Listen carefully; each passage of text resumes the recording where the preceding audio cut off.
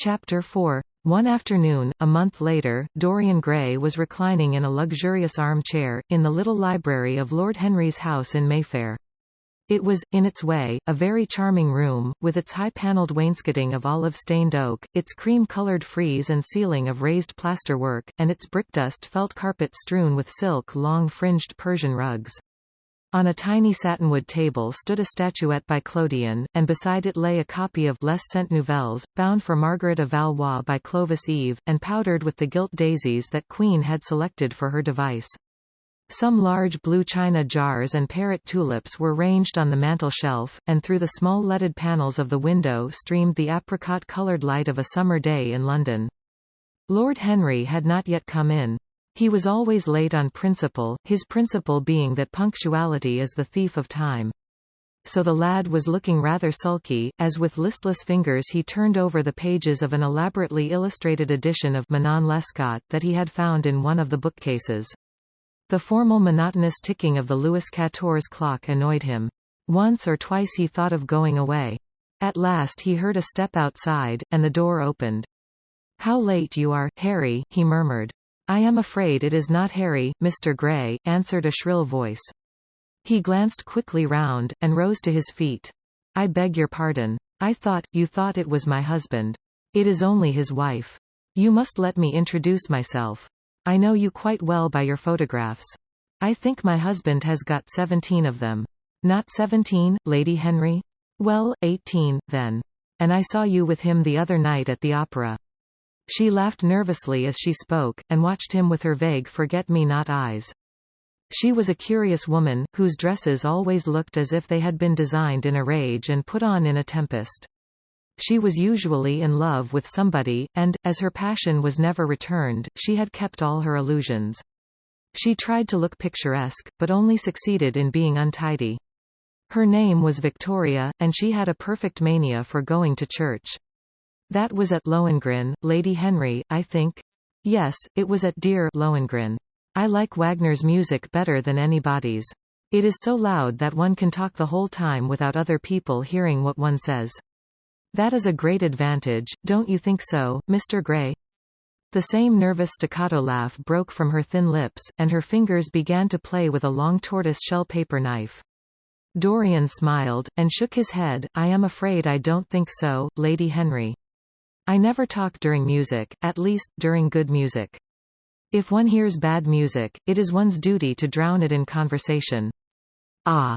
That is one of Harry's views, isn't it, Mr. Gray?" "I always hear Harry's views from his friends.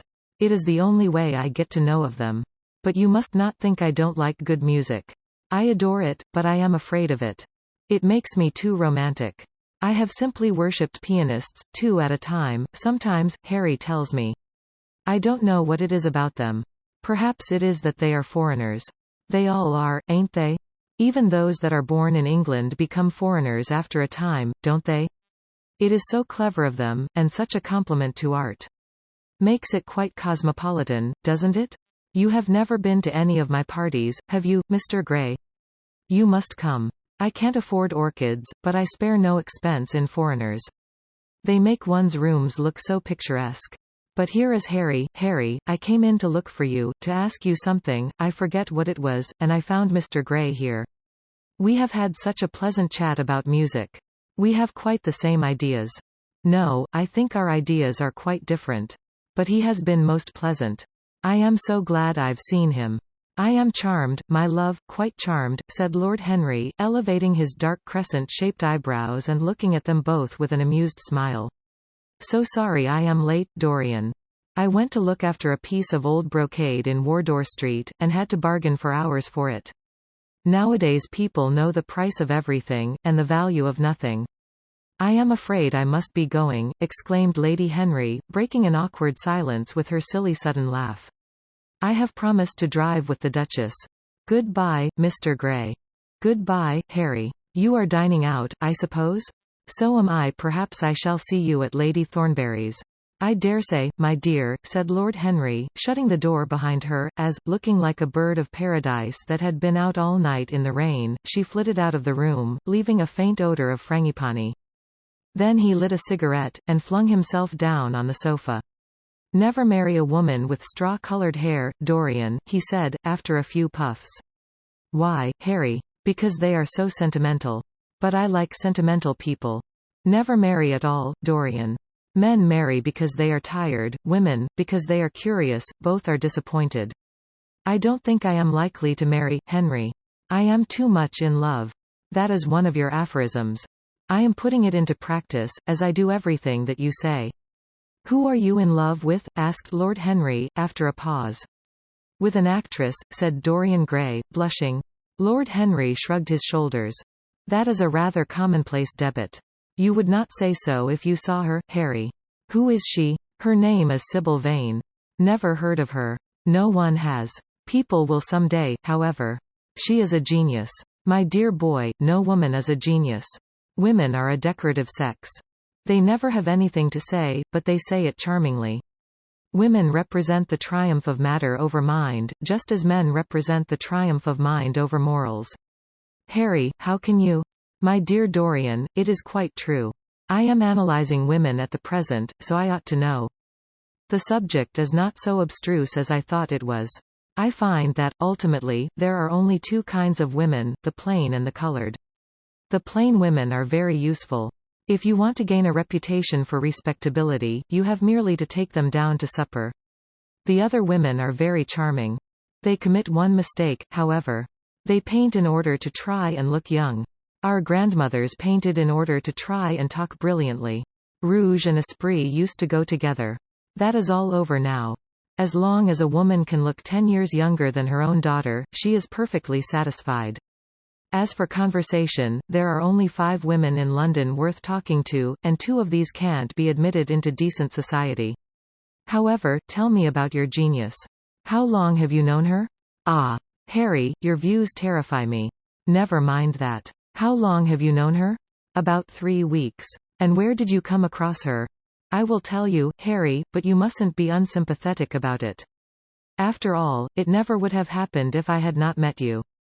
You filled me with a wild desire to know everything about life. For days after I met you, something seemed to throb in my veins.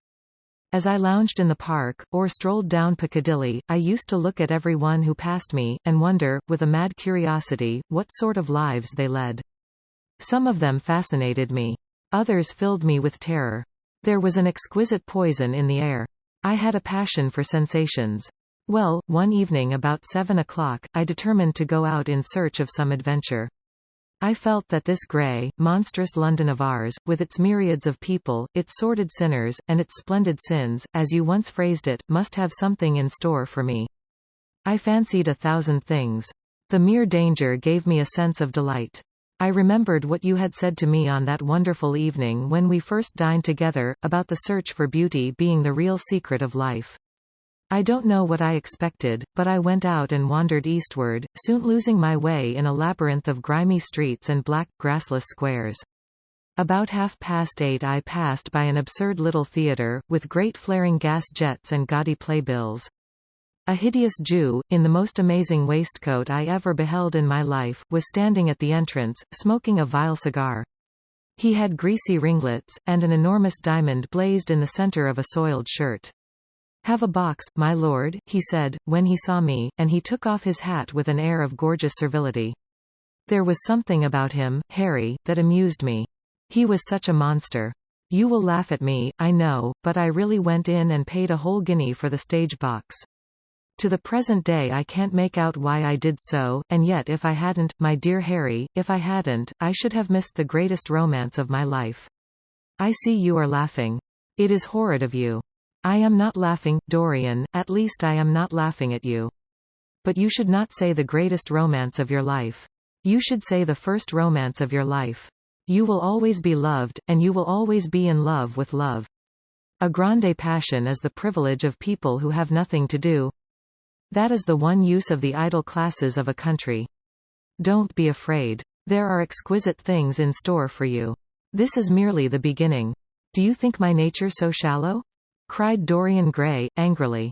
No, I think your nature so deep. How do you mean? My dear boy, the people who love only once in their lives are really the shallow people. What they call their loyalty, and their fidelity, I call either the lethargy of custom or their lack of imagination. Faithfulness is to the emotional life what consistency is to the life of the intellect, simply a confession of failures. Faithfulness. I must analyze it some day. The passion for property is in it. There are many things that we would throw away if we were not afraid that others might pick them up. But I don't want to interrupt you. Go on with your story. Well, I found myself seated in a horrid little private box, with a vulgar drop scene staring me in the face. I looked out from behind the curtain, and surveyed the house. It was a tawdry affair, all cupids and cornucopias, like a third-rate wedding cake. The gallery and pit were very full, but the 2 rows of dingy stalls were quite empty, and there was hardly a person in what I suppose they called the dress circle. Women went about with oranges and ginger beer, and there was a terrible consumption of nuts going on. It must have been just like the palmy days of the British drama. Just like, I should fancy, and very depressing. I began to wonder what on earth I should do, when I caught sight of the playbill. What do you think the play was, Harry? I should think The Idiot Boy, or Dumb but Innocent. Our fathers used to like that sort of piece, I believe. The longer I live, Dorian, the more keenly I feel that whatever was good enough for our fathers is not good enough for us. In art, as in politics, les grands-pères ont toujours tort. This play was good enough for us, Harry. It was Romeo and Juliet. I must admit that I was rather annoyed at the idea of seeing Shakespeare done in such a wretched hole of a place. Still, I felt interested, in a sort of way. At any rate, I determined to wait for the first act. There was a dreadful orchestra, presided over by a young Hebrew who sat at a cracked piano, that nearly drove me away, but at last the drop scene was drawn up, and the play began. Romeo was a stout elderly gentleman, with corked eyebrows, a husky tragedy voice, and a figure like a beer barrel. Mercutio was almost as bad. He was played by the low comedian, who had introduced gags of his own and was on most friendly terms with the pit. They were both as grotesque as the scenery, and that looked as if it had come out of a country booth. But Juliet. Harry, imagine a girl, hardly 17 years of age, with a little flower-like face, a small Greek head with plaited coils of dark brown hair, eyes that were violet wells of passion, lips that were like the petals of a rose. She was the loveliest thing I had ever seen in my life. You said to me once that pathos left you unmoved, but that beauty, mere beauty, could fill your eyes with tears. I tell you, Harry, I could hardly see this girl for the mist of tears that came across me. And her voice, I never heard such a voice. It was very low at first, with deep mellow notes, that seemed to fall singly upon one's ear. Then it became a little louder, and sounded like a flute or a distant hautboy. In the garden scene it had all the tremulous ecstasy that one hears just before dawn when nightingales are singing. There were moments, later on, when it had the wild passion of violins. You know how a voice can stir one. Your voice and the voice of Sybil Vane are 2 things that I shall never forget. When I close my eyes, I hear them, and each of them says something different. I don't know which to follow. Why should I not love her? Harry, I do love her. She is everything to me in life. Night after night I go to see her play. One evening she is Rosalind, and the next evening she is Imogen. I have seen her die in the gloom of an Italian tomb, sucking the poison from her lover's lips.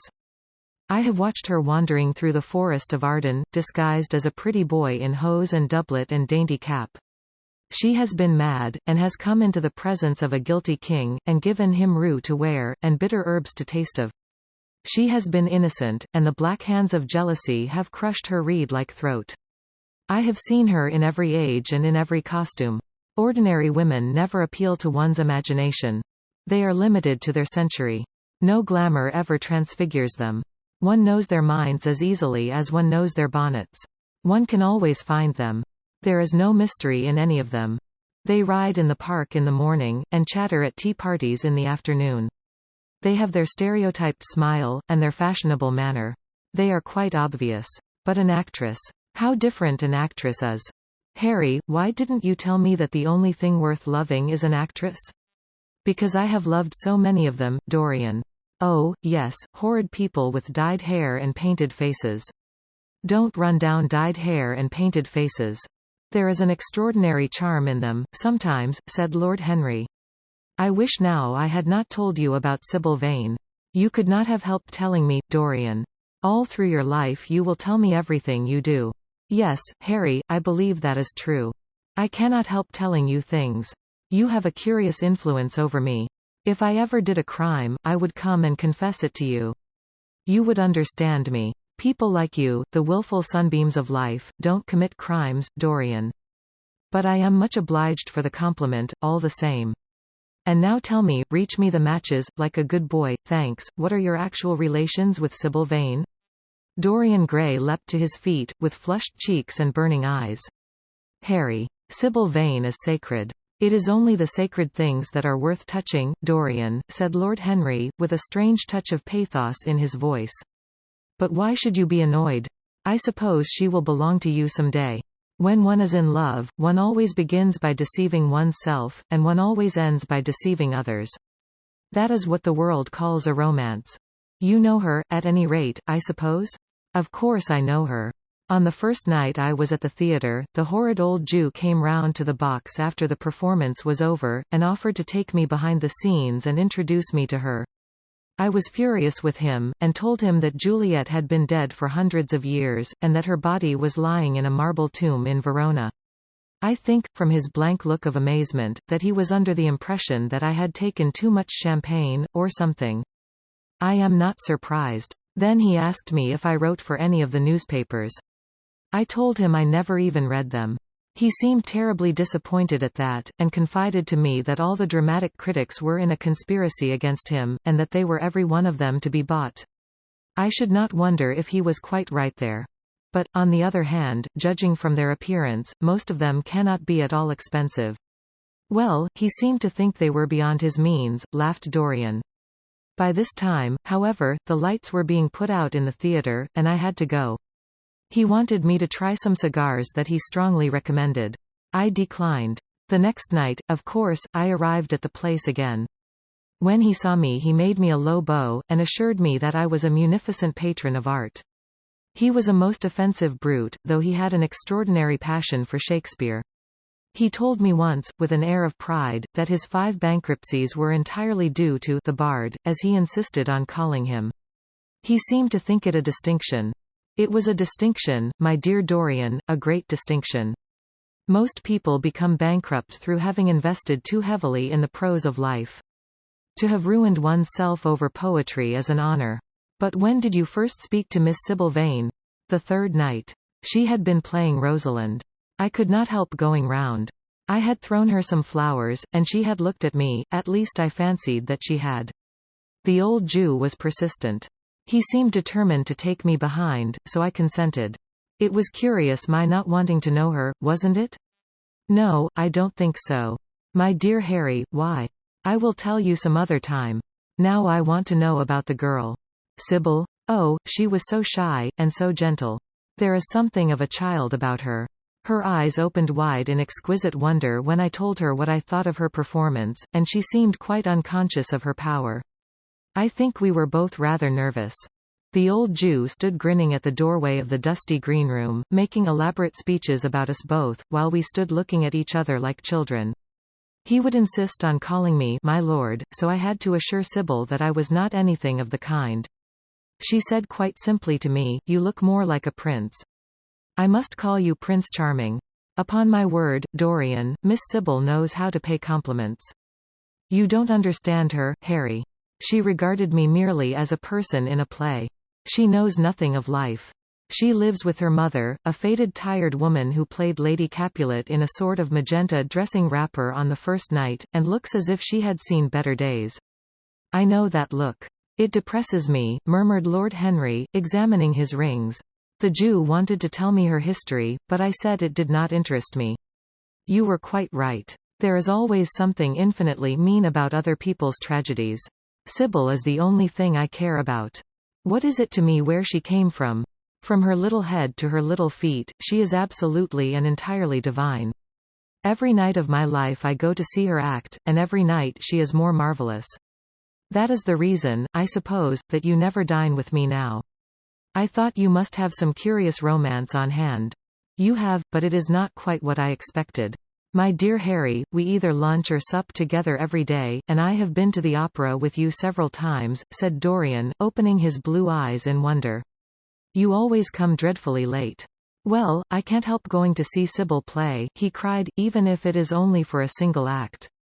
I get hungry for her presence, and when I think of the wonderful soul that is hidden away in that little ivory body, I am filled with awe. You can dine with me tonight, Dorian, can't you?" He shook his head. "Tonight she is Imogen," he answered, "and tomorrow night she will be Juliet." "When is she Sybil Vane?" "Never." "I congratulate you. How horrid you are. She is all the great heroines of the world in one. She is more than an individual. You laugh, but I tell you she has genius. I love her, and I must make her love me. You, who know all the secrets of life, tell me how to charm Sybil Vane to love me. I want to make Romeo jealous.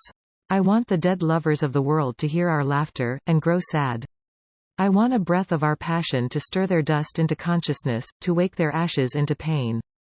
My God, Harry, how I worship her." He was walking up and down the room as he spoke. Hectic spots of red burned on his cheeks. He was terribly excited. Lord Henry watched him with a subtle sense of pleasure. How different he was now from the shy, frightened boy he had met in Basil Hallward's studio. His nature had developed like a flower, had borne blossoms of scarlet flame. Out of its secret hiding place had crept his soul, and desire had come to meet it on the way. "And what do you propose to do?" said Lord Henry, at last. "I want you and Basil to come with me some night and see her act. I have not the slightest fear of the result. You are certain to acknowledge her genius. Then we must get her out of the Jew's hands. She is bound to him for 3 years, at least for 2 years and 8 months, from the present time. I shall have to pay him something, of course. When all that is settled, I shall take a West End theatre and bring her out properly. She will make the world as mad as she has made me." "That would be impossible, my dear boy." "Yes, she will. She has not merely art, consummate art instinct, in her, but she has personality also, and you have often told me that it is personalities, not principles, that move the age. Well, what night shall we go? Let me see. Today is Tuesday. Let us fix tomorrow. She plays Juliet tomorrow. All right. The Bristol at 8 o'clock, and I will get Basil. Not 8, Harry, please. 6:30. We must be there before the curtain rises. You must see her in the first act, where she meets Romeo. 6:30. What an hour. It will be like having a meat tea, or reading an English novel. It must be 7. No gentleman dines before 7. Shall you see Basil between this and then? Or shall I write to him? Dear Basil. I have not laid eyes on him for a week. It is rather horrid of me, as he has sent me my portrait in the most wonderful frame, specially designed by himself, and, though I am a little jealous of the picture for being a whole month younger than I am, I must admit that I delight in it. Perhaps you had better write to him. I don't want to see him alone. He says things that annoy me. He gives me good advice." Lord Henry smiled. "People are very fond of giving away what they need most themselves. It is what I call the depth of generosity. Oh, Basil is the best of fellows, but he seems to me to be just a bit of a Philistine. Since I have known you, Harry, I have discovered that. Basil, my dear boy, puts everything that is charming in him into his work. The consequence is that he has nothing left for life but his prejudices, his principles, and his common sense.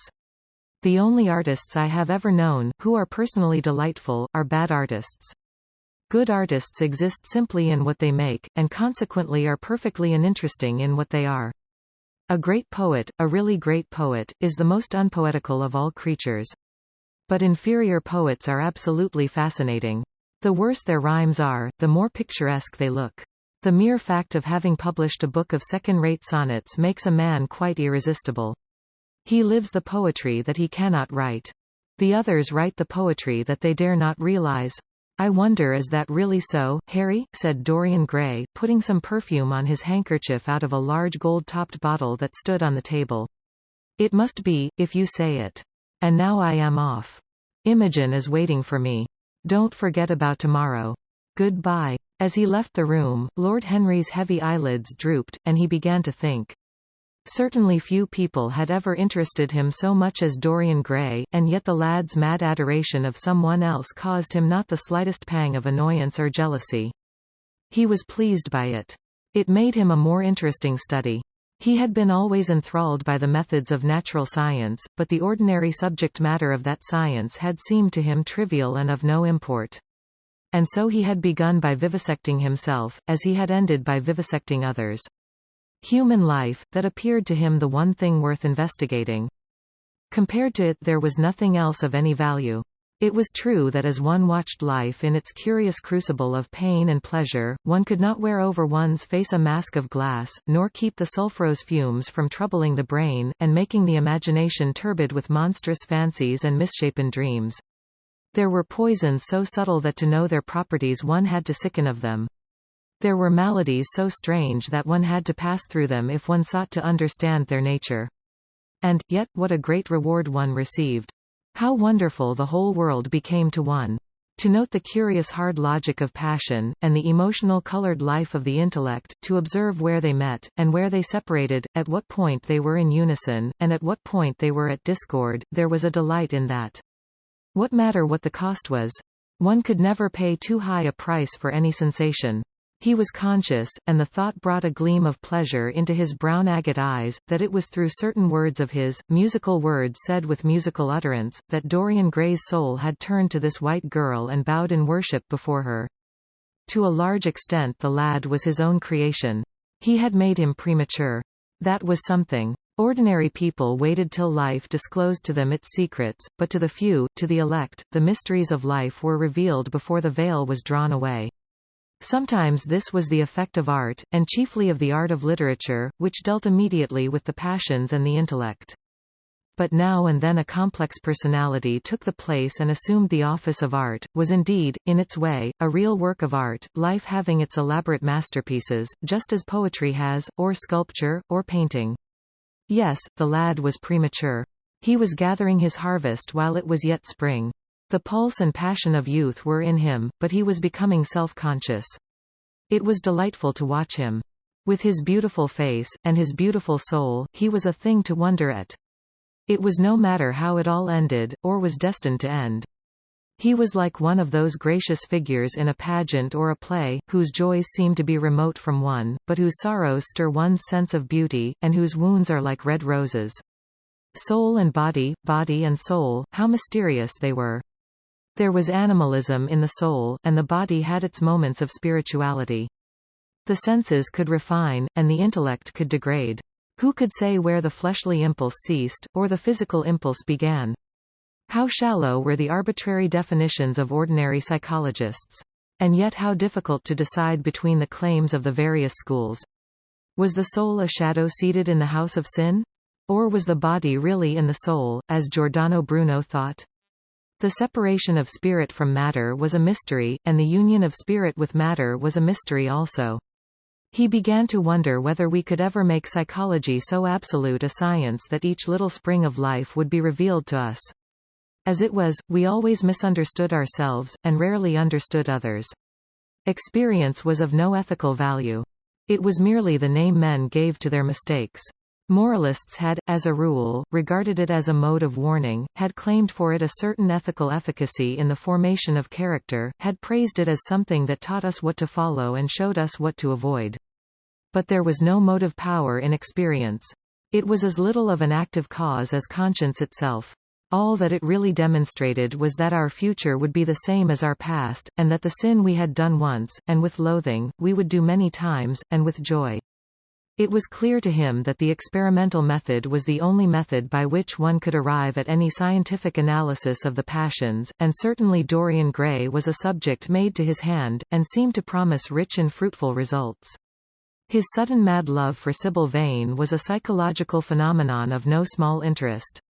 There was no doubt that curiosity had much to do with it, curiosity and the desire for new experiences, yet it was not a simple but rather a very complex passion. What there was in it of the purely sensuous instinct of boyhood had been transformed by the workings of the imagination, changed into something that seemed to the lad himself to be remote from sense, and was for that very reason all the more dangerous. It was the passions about whose origin we deceived ourselves that tyrannized most strongly over us. Our weakest motives were those of whose nature we were conscious. It often happened that when we thought we were experimenting on others we were really experimenting on ourselves. While Lord Henry sat dreaming on these things, a knock came to the door, and his valet entered, and reminded him it was time to dress for dinner. He got up and looked out into the street.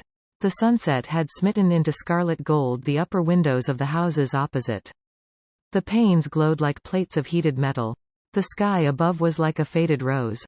He thought of his friend's young fiery-colored life, and wondered how it was all going to end.